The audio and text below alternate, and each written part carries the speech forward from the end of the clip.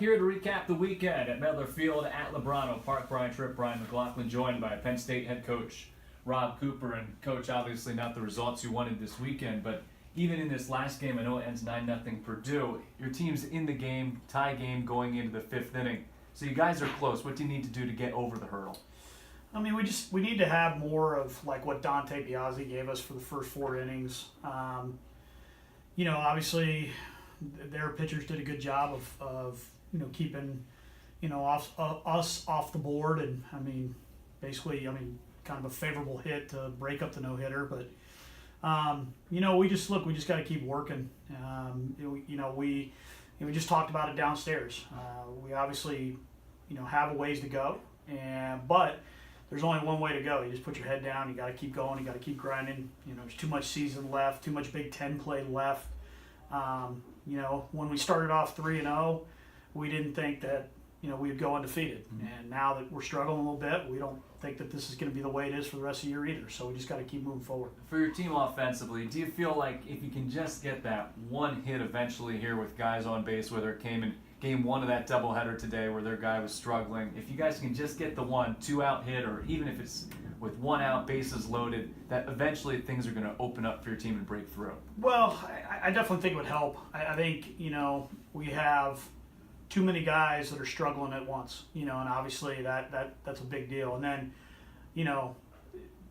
it's been unfair to Ryan Sloniger. Ryan Sloniger has had to catch so many games because of injuries to other guys.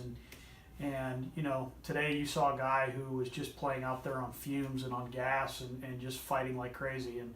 And when you're a catcher, the first thing it's going to affect is your hitting, and that guy's a good player. So, it's just a bunch of guys trying to do, not trying to do too much. Some guys struggling, and then, other guys just, kind of wearing out.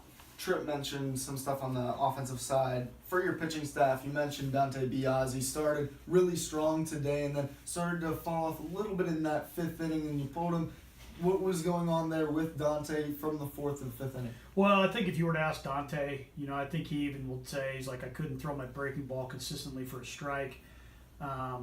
This is the kind of team that if you can do that, you can keep them off balance a little bit. And we also were at a point where it's like, when the bases started to get loaded and they had righties coming up, we hadn't used Eric Mock yet, and he's got a swing and miss pitch with that slider.